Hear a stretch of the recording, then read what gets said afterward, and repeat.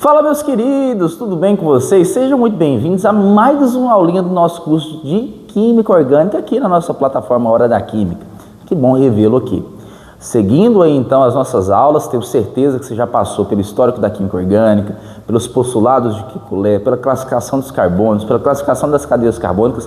Agora você já sabe que isso aqui não é um mero desenho, você já sabe o que é isso aqui, tenho certeza. Se você não sabe, se você pulou, volta lá, porque é muito importante você entender aqueles princípios primeiro, para depois a gente avançar para essa parte de nomenclaturas.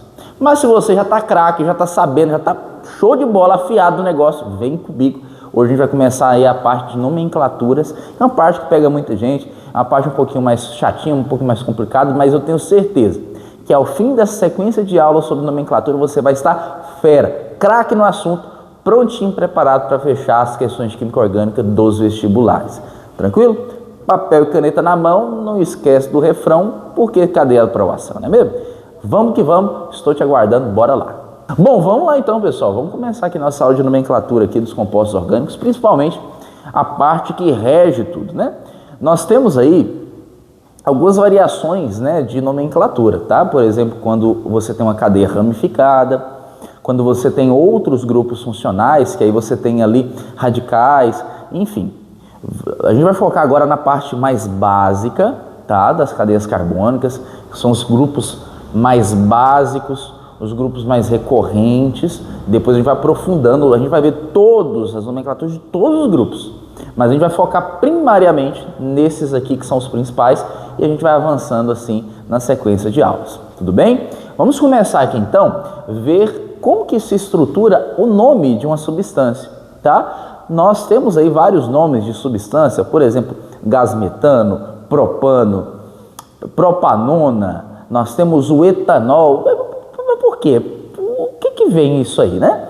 Bom, todo nome de composto orgânico, o nome, ele começa aí com um prefixo que nos informa a quantidade de carbonos que nós temos na cadeia principal. Mas o que é cadeia principal? Eu te ensinei isso na classificação das cadeias, né? Como que eu diferencio a cadeia principal da ramificação?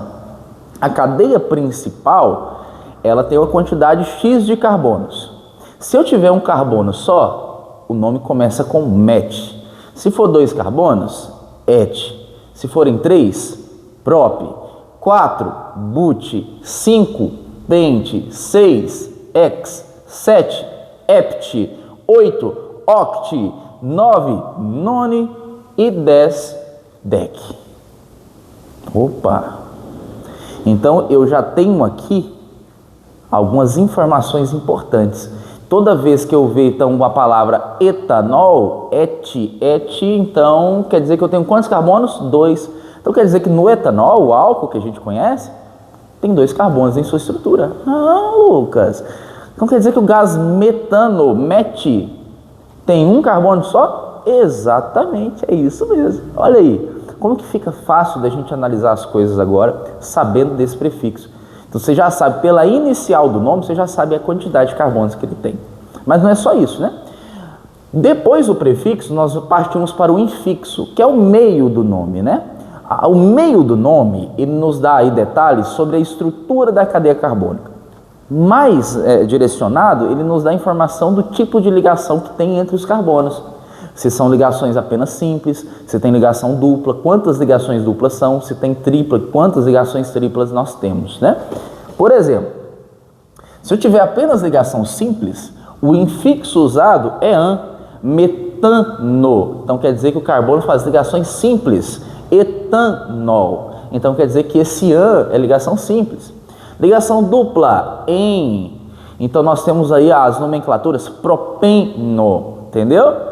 Então é diferente o negócio. Ligação tripla, in, etino, entendeu? Ó, etino, in no meio da cadeia carbônica, ligação tripla. 2 ligações duplas, dien. E aí nós podemos ter, por exemplo, o butidieno. Olha aí, 2 ligações duplas. Ligação tripla, diin, butidino, por exemplo. né? E aí algumas aplicações que nós fazemos aí, mas é importante lembrar que esses infixos fazem aí referência ao tipo de ligação que nós temos presente entre os carbonos. Toma cuidado.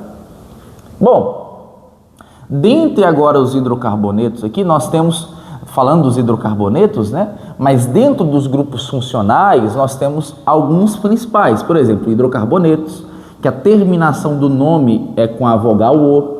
Nós temos o álcool, que termina com OL. Nós temos as cetonas, que termina com ona. Nós temos os aldeídos, que terminam com al. E nós temos o ácido carboxílico, que termina com oico.